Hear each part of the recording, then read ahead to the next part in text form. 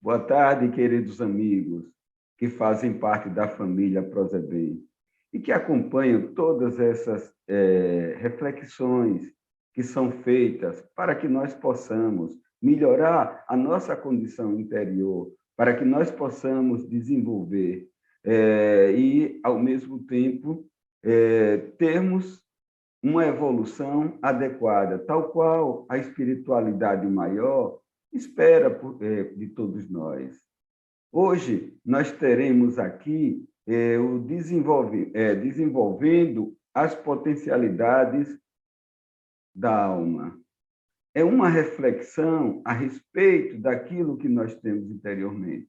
Mas antes de começarmos, nós gostaríamos de rogar ao Pai, ao Criador e ao Mestre Jesus a sua bondade, pela sua bondade, agradecendo a princípio todas as coisas que nos são concedidas.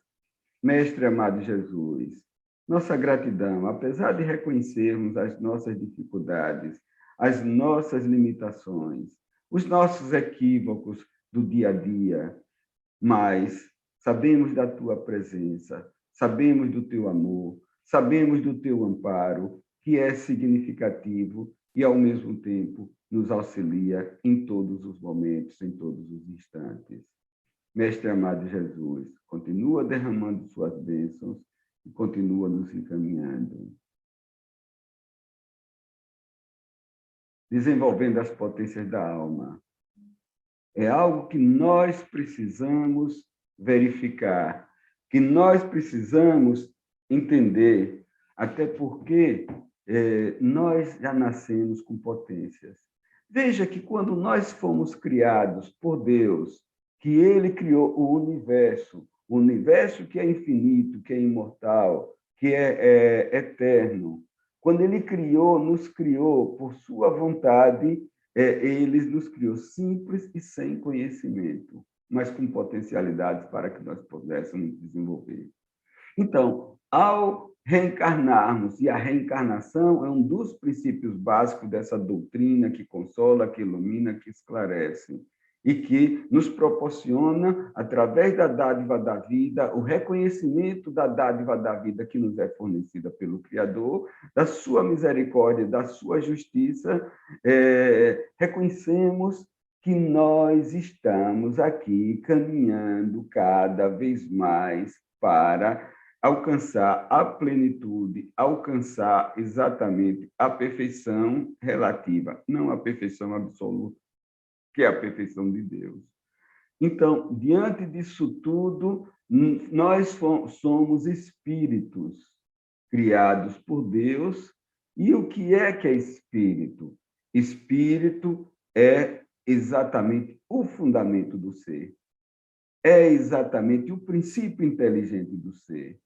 Então, como espírito, nós estamos vivendo mais uma encarnação. Nós estamos vivendo mais uma experiência terrena. Nós estamos tendo oportunidade para evoluirmos e evoluirmos moralmente nessa caminhada rumo à felicidade, rumo à iluminação. E dentro desses aspectos, nós já nascemos com potencialidades. Nós temos potencialidades e elas irão se manifestar em algum momento, em algum instante. Veja, por exemplo, que uma criança, ao nascer, ela traz o seu temperamento. Esse temperamento que é dócil em umas e outras elas são mais agitadas, mais, por exemplo, levadas, mais dinâmicas, na verdade, seria até agressivas diante de tudo, o que traduz, muitas vezes, aquilo que nós já trazemos em outra ocasião. Agora, com um detalhe, nós estamos desenvolvendo o nosso caráter e a nossa personalidade através desse ajuste. Mas precisamos entender também que a nossa essência como espírito, nós somos essencialmente bons, até porque nós somos produtos do pensamento divino. E Deus é é amor. E a essência nossa é baseada no amor. Tudo que acontece conosco é baseado no amor. Então, veja, por exemplo, que nós precisamos, às vezes, separar exatamente aquilo que é substantivo e aquilo que é adjetivo. Então, nós somos semente. Então, como semente, nós estamos caminhando para a angelitude, do átomo ao arcanjo. Então, esse é o processo natural de desenvolvimento. Então, como semente, onde nós estivermos, nós vamos germinar, nós vamos crescer, nós vamos florificar, nós vamos frutificar. E dentro desse processo de analogia com o crescimento e o desenvolvimento de uma planta, nós podemos entender também as diversas fases que nós passamos. Nós temos a nossa infância, que é comparado, de repente, a uma estação do ano como a primavera, onde está germinando o quê? Onde está manifestando as flores, onde estão se manifestando as flores, o seu perfume, a beleza que tem. Nós temos a nossa juventude comparado exatamente ao verão, aquele fogo, aquela ardência, parece que o mundo vai se acabar, então nós temos que viver tudo durante a nossa juventude. Vamos seguindo a caminhada quando chega o outono da vida e a maturidade começa a se estabelecer. Aí o que acontece? Acontece que após, nesse momento de desenvolvimento, nós estamos vivendo o nosso outono da vida, ou seja, as folhas estão caindo, o vento está levando as flores, as folhas, mas vamos prosseguir até atingirmos aquela senescência, aquela velhice, aquele cabelo branco que se assemelha exatamente aos flocos de neve, mas, em especial, no decorrer do tempo, a maturidade espiritual que vai se estabelecendo, vai chegando a fornecer a sabedoria que nós necessitamos. Então, diante disso tudo, é que nós precisamos entender a necessidade do nosso esforço contínuo. O esforço contínuo em melhorar a cada dia, em melhorar a cada momento, em melhorar a todo instante. E para, por exemplo, mantermos esse esforço contínuo, precisamos ter um contato cada vez melhor conosco, olhar para dentro de nós, nos conhecermos. Conhece-te a ti mesmo não é algo, por exemplo, vago, não é algo delimitado, mas é uma necessidade para que nós possamos, conhecendo as nossas limitações, nos esforçarmos para as vencermos todas elas. Conhecendo os nossos defeitos, nos esforçarmos para transformarmos nossos vícios em virtudes. Conhecendo as nossas potencialidades, acreditarmos em nós, reforçarmos a nossa esperança, reunirmos forças interiores para prosseguirmos na caminhada e desenvolver o quê? Desenvolver o auto-amor. O auto-amor. Porque o amar a si mesmo é fundamental. Porque quando nós não nos amamos, nós temos dificuldades de amar o próximo, que é o segundo mandamento da lei divina. Quando nós não nos amamos, nós temos dificuldade de reconhecermos Deus, até de amarmos a Deus.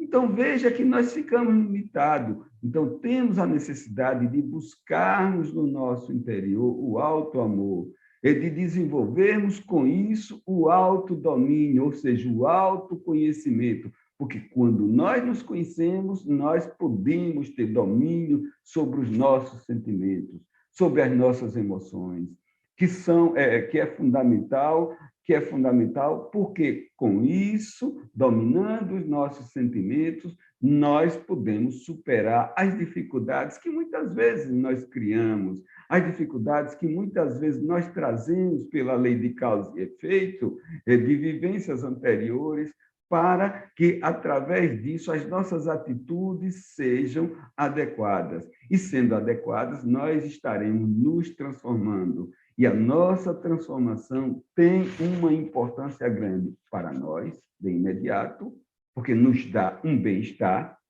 um equilíbrio, uma harmonia para aqueles que estão ao nosso lado, de repente, no nosso lar. Por quê? Porque proporciona exatamente a serenidade daquele ambiente que nós estamos vivendo. E essa autotransformação exercitada dentro de casa que vai fazer com que nós possamos chegar na sociedade e termos atitudes coerentes, atitudes benéficas, atitudes que agregam e atraem exatamente, já que nós somos gregários, que nós precisamos uns dos outros, que nós precisamos do outro para a nossa evolução, que nós precisamos do outro para que nós possamos nos conhecer, sabemos quem nós somos, através exatamente, se eu sou paciente, se eu sou tolerante, se eu sou benevolente, indulgente, se eu sou capaz de perdoar, enfim, através do outro é que eu sei quem eu sou. Então, e ao mesmo tempo, com a evolução, transformando isso em virtude, com essa evolução, nós iremos o quê? Nós iremos nos educarmos.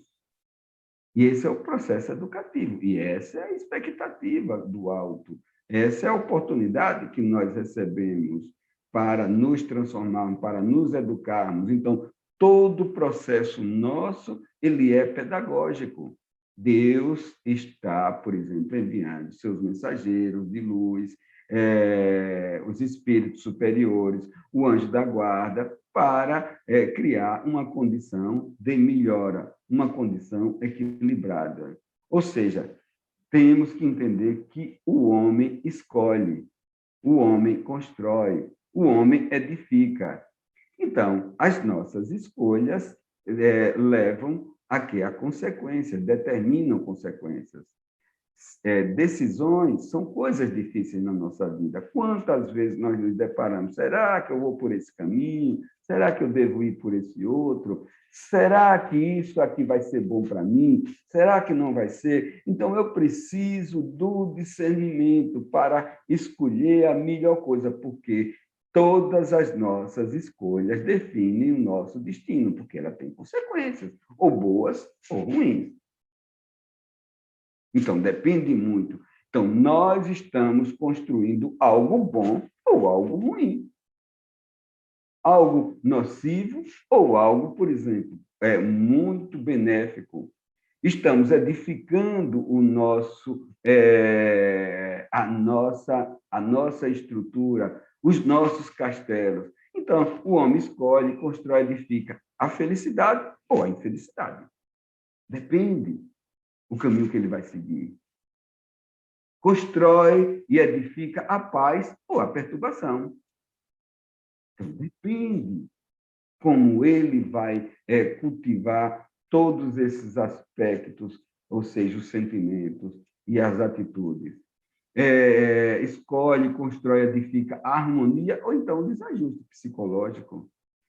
Essas lacunas que, de repente, nós criamos no nosso interior. E, às vezes, até, nós achamos, por exemplo, que nós estamos perdidos, que nós estamos com aqueles Ds todinhos, que nós não temos potencialidade, porque nós erramos, nós acertamos, nós caímos, nós levantamos, e isso tudo vai nos trazendo uma aceleração da nossa maturidade espiritual, através das experiências que nós vamos ganhando. E nós já trazemos experiências de vidas passadas, porque muita coisa que ocorre na nossa vida hoje decorre do passado, que não foi, de repente, não foi nessa existência, mas foi em outra existência.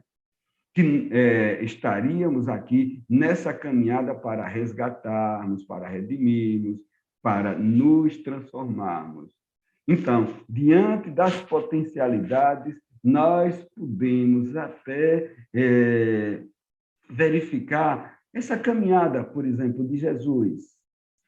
Existe um livro, Amália Rodrigues, através de Valdo Franco, Vivendo com Jesus, ele traz, o capítulo 28, uma referência às potencialidades daqueles 70 ali que se encontravam no mar da Galileia, sendo incentivados por Jesus. Mas vamos retornar um pouquinho antes desse encontro, quando Jesus já tinha sido crucificado, quando Jesus já se apresentava nesse momento como Espírito. Então, Jesus, na sua caminhada, ainda iniciando o seu ministério, seleciona os seus apóstolos. E esses apóstolos eram pessoas comuns, eram pessoas do povo, eram trabalhadores, a maioria pescadores, mas outros tantos, por exemplo, que faziam outras atividades e que aparentemente não eram pessoas excepcionais do ponto de vista de desenvolvimento. Mas Jesus conseguia enxergar dentro daquelas almas a capacidade de transformar pescadores de peixe em pescadores de almas.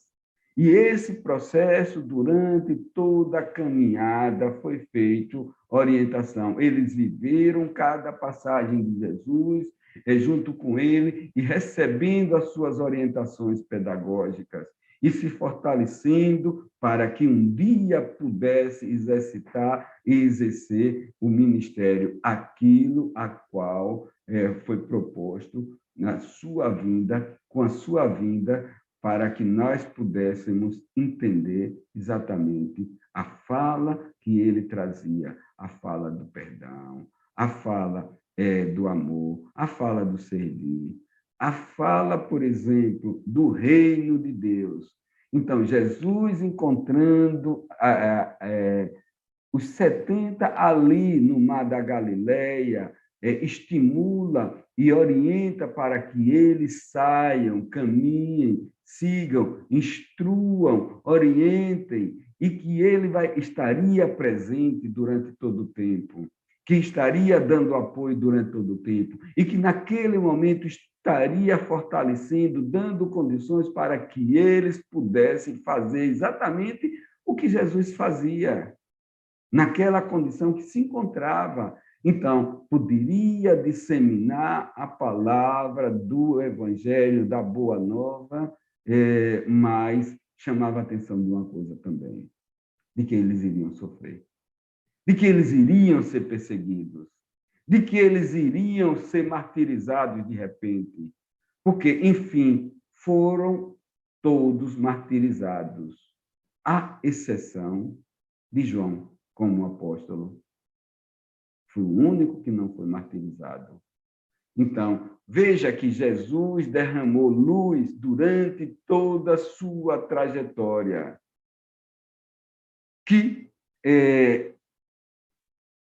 curou doentes, que levou a palavra de conforto para estropiados, que renovou a esperança de tantos, que, ao mesmo tempo, chamava a atenção de tantos seguidores, de tantos discípulos, em cada local que passava. Mas lembremos que ele era odiado por fariseus, era odiado por saduceus, era odiado por representantes do Sinédrio. Claro que não todos, mas a maioria era perseguido. Por quê? Porque ele libertava a vida das algemas de quê? Da ignorância. Tirava, por exemplo, chamava e conclamava o povo a refletir a respeito de um mundo maior, de um poder maior, de uma água que descedentava eternamente, que não teria mais sede, de uma possibilidade de iluminação, falava do reino de Deus, e também ele tirava das algemas, tanto da ignorância como do poder dos maus, que utilizavam muitas vezes o seu verbo para benefício próprio.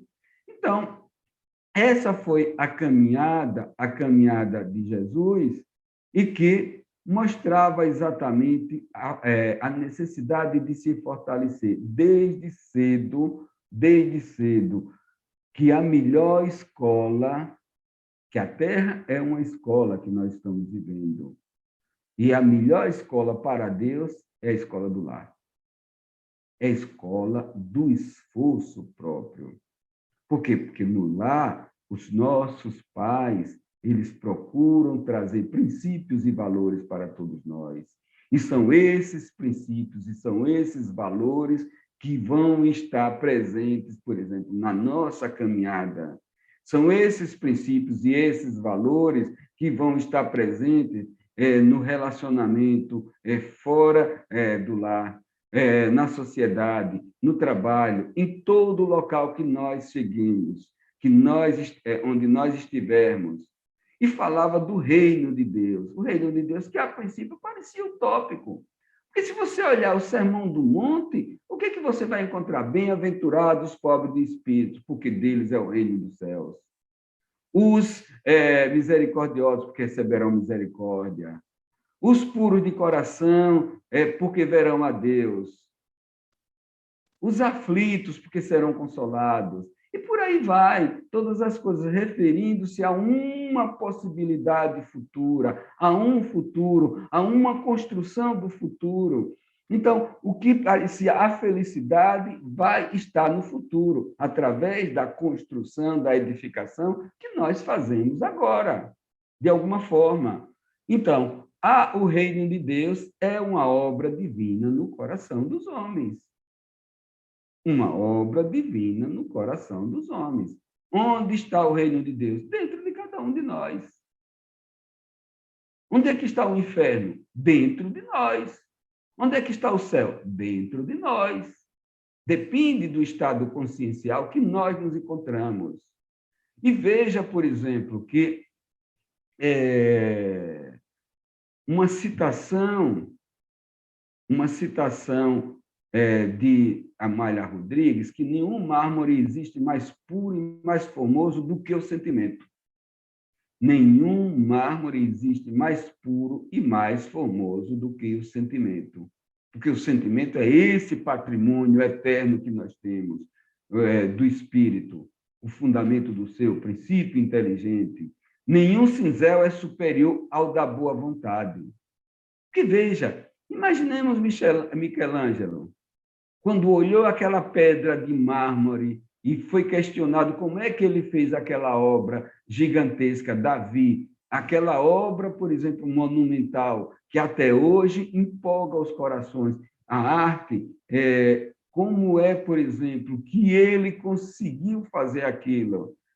Ele disse que Davi, a estátua de Davi, já existia dentro do mármore. Ele apenas foi tirando alguns pedacinhos e ela apareceu.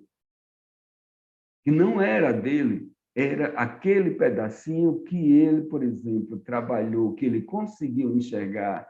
E assim, a espiritualidade maior e amiga vai nos auxiliando, nos intuindo e nos levando a exercitar as potencialidades que nós trazemos.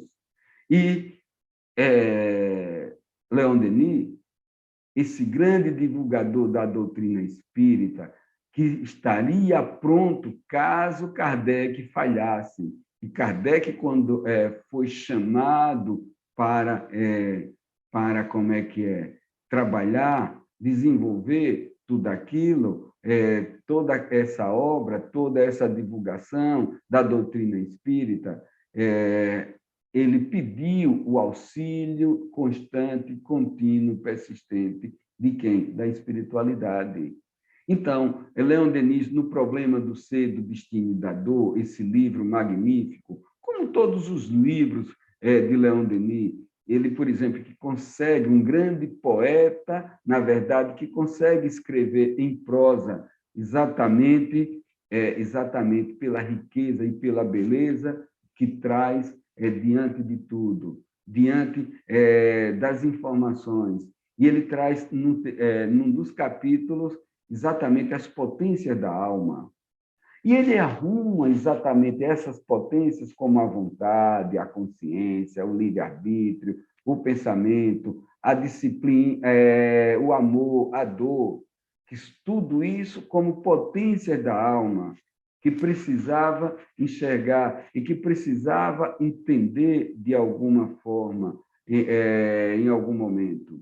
Ele denominava que a vontade, por exemplo, baseada exatamente nos ensinamentos do Evangelho, nas atitudes de Jesus, ele mostrava que a vontade é exatamente a maior potência da nossa alma. A consciência, onde estão escritas as leis de Deus, conforme a espiritualidade mostrou exatamente a Kardec, quando Kardec perguntava onde estão escritas as leis de Deus, ele diz, na consciência.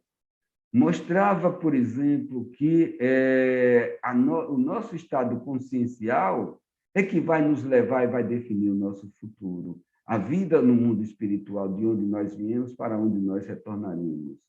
Então, é através exatamente através desse estado consciencial, de bem-estar ou de mal-estar, que nós vamos ter no futuro uma condição bem melhor.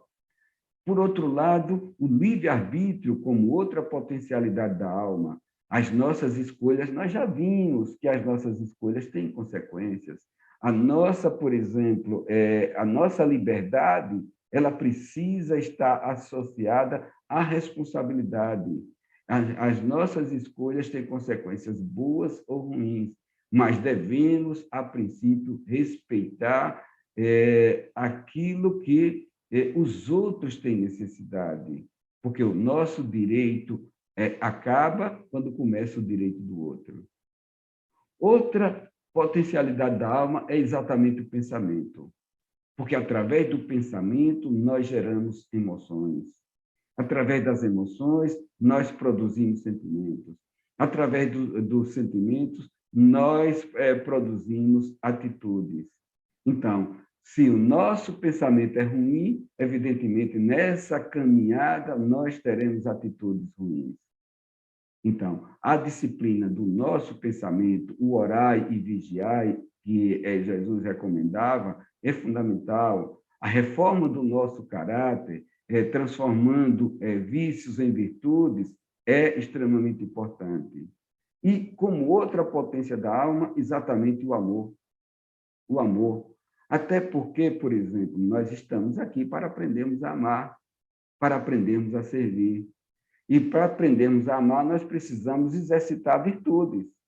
Onde é que estão essas virtudes? Estão dentro de nós, estão no segmento das leis divinas. Então, nós temos dentro de nós exatamente a bondade, nós temos a generosidade, a paciência, a tolerância, a benevolência, a indulgência, a fraternidade, a solidariedade, enfim, nós temos tudo isso na nossa essência. Nós só precisamos exercitar e juntar tudo isso, porque tudo isso vai transformar exatamente num mandamento maior, que é o amor. Então, a lei maior é amar a Deus sobre todas as coisas, de todo o teu pensamento, de todo o teu entendimento, de toda a tua alma. Amai ao próximo como a si mesmo. Amai-vos uns aos outros como eu vos amei, dizia Jesus. E tem mais ainda, como outra potência da alma, que pode ser paradoxal, mas a dor é uma grande potência da alma, porque ela nos faz refletir, nos faz reconhecer as nossas limitações, nos faz reconhecer as nossas fragilidades, nos faz reconhecer os nossos equívocos, os nossos erros, que nos causa sofrimento. E, diante dessa dor, de repente, nós podemos resolver caminhar, por exemplo, para uma revolta que vai piorar a nossa dor. Nós podemos caminhar para uma resignação, aceitando a vida como ela é, como uma situação básica, já que nós não podemos mudar determinadas coisas, nós aceitaremos. E a redenção e a regeneração através do esforço para vencer. Porque a dor, como dizia Paulo, é o aguilhão que faz, de repente, despertar o nosso espírito, que através das experiências que nós não queremos repeti-las, nós fazemos esforço para nos transformarmos. E Jesus já trazia na sua orientação diversas falas que representam algo a ser seguido, algo a ser visto, algo a ser valorizado. Ele dizia: eu sou o caminho, a verdade e a vida. Espera aí. Quando ele se referia, como ele se referiu durante 7 vezes na Boa Nova, no seu ministério, ele estava dizendo isso por orgulho? Não, não. Ele estava mostrando o caminho para encurtar a distância entre o homem e Deus através de seguir exatamente as orientações as quais ele veio trazer para todos nós. Mas ele referia para todos nós que vós sois o sal da terra, vós sois a luz do mundo. E o sal da terra, por exemplo, quando você utiliza o sal para temperar uma comida, se você utilizar pouco, ele fica insonso, a comida fica insonsa. Se você utilizar muito, ela fica salgada, você perde. Então, quando o sal da terra não serve, porque servia e serviu desde a antiguidade, tanto para melhorar as condições, para dar gosto, como também para preservar alimentos. Numa época que nós não tínhamos geladeira, que nós não tínhamos freezer, que nós não tínhamos absolutamente nada. Então, o sal sempre serviu.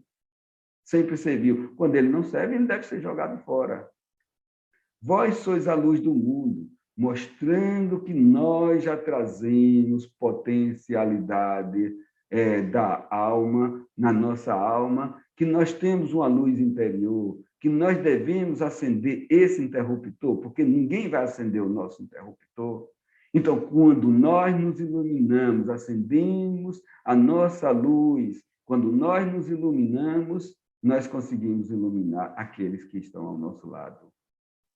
Nós conseguiremos iluminar aqueles que caminham conosco. Então, Jesus chamava a atenção que vós sois a luz do mundo. Brilhe a vossa luz diante dos homens. E veja que brilhar a luz é mostrar o caminho da ascensão. Em Fonte Viva, Emmanuel, o grande orientador do venerando Chico Xavier, ele traz numa das passagens, dos seus capítulos, exatamente a respeito da luz, mostrando os paralelos, porque se, por exemplo, encontrarmos diante das trevas e aparece um vagalume, aquele bichinho miudinho acendendo, apagando, acendendo, apagando, então, aquele vagalume vai acabar com as trevas.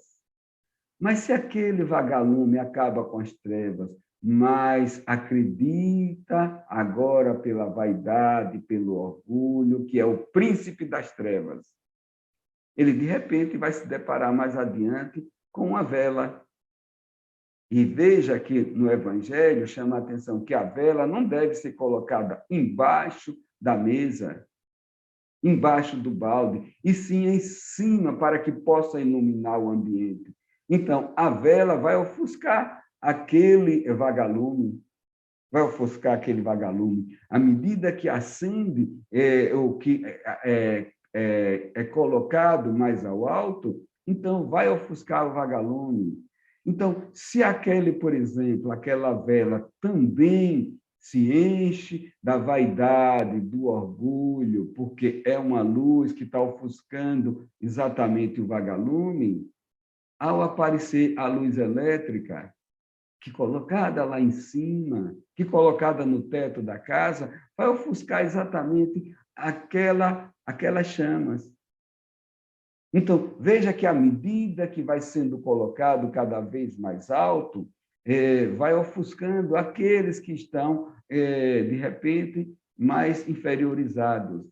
Então, essa lâmpada elétrica colocada numa praça, num poste, onde está tudo escuro e ela acesa, vai iluminando, clareando, mostrando aqueles transeuntes por onde eles iriam seguir,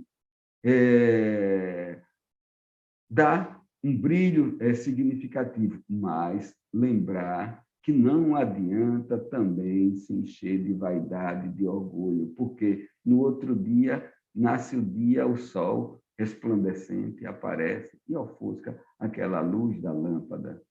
Então, é assim, sempre vai ter algo maior a ser alcançado. Na caminhada para a iluminação, é fundamental que nós possamos buscar cada vez mais o entendimento, porque, voltando às potências que nós temos, a vontade, Leon Denis, no livro o Problema do Ser, do Destino da Dor, ele dizia que o princípio da evolução não está na matéria, está na vontade, porque ela se estende do invisível ao visível, tanto no invisível como no visível.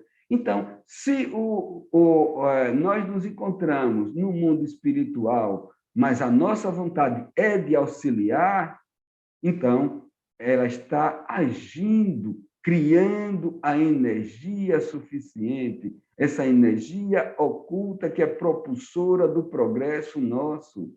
Veja que quando nós nos encontramos no mundo físico, na matéria, então a nossa vontade vai dar consequências significativas. Porque se nós temos uma vontade de vingança, se nós estamos ligados aos sentimentos negativos, então nós vamos ter um mal-estar muito grande. Mas se a nossa vontade é de fraternidade universal, é de compaixão, é de auxílio, é de estender a mão, é de colocar o ombro à disposição, o ouvido à disposição do outro, então nós vamos estar com uma certa harmonia e com uma força de trabalho num processo evolutivo que vai nos levar ao progresso. Nós criamos uma psicosfera. Ele chamava a atenção que o princípio superior é o motor da existência. E o motor da existência é a vontade. Então, a vontade de Deus é o motor da vida universal, porque foi através da sua vontade que ele criou o universo, do qual nós ocupamos um pequeno grão de areia que é a Terra. E que, por exemplo, a nossa vontade é um atributo fundamental para se chegar exatamente à felicidade humana, para dirigir os nossos pensamentos, para educar as nossas emoções, os nossos sentimentos, para podar as nossas atitudes equivocadas. Então, na verdade, a lei de progresso é uma lei divina. Nós podemos encontrar isso no livro basilar da doutrina espírita, no terceiro livro, As Leis Morais, as Leis Divinas. Então, é preciso comungar exatamente o nosso pensamento com o pensamento divino e dirigirmos para algo positivo, como o pensamento do alto é voltado para a felicidade, para a renovação das forças, para a renovação das esperanças, então que nós devemos comungar exatamente isso. Por quê? Porque os espíritos se comunicam através do pensamento. E nós recebemos a influência dos pensamentos elevados, desde que nós criemos uma psicosfera favorável para atrair exatamente os espíritos superiores. Então, nós temos influências da espiritualidade maior e amiga se nós criarmos a psicosfera favorável para que aqueles que vibram na mesma sintonia que nós vibramos, eles estejam presentes. Então, a causa da felicidade vai estar dentro de nós, vai estar dentro da nossa alma. Jesus já dizia que o reino dos céus está dentro de vós. E onde é que vai estar a felicidade futura? Vai estar na nossa vida íntima. A forma como nós lidamos vai estar no desabrochar das nossas potências, porque as potencialidades da alma nós já temos. Vai estar, por exemplo, no desabrochar das nossas faculdades, das nossas habilidades, das nossas vocações, porque vocação é um chamado de Deus.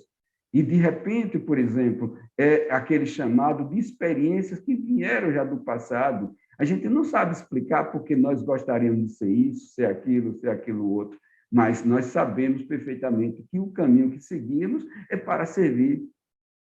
Então, a necessidade de aprender a nos conhecer, aquilo que ele chamava a atenção: levantai-vos e marchai, apressai-vos para a conquista dos vossos destinos.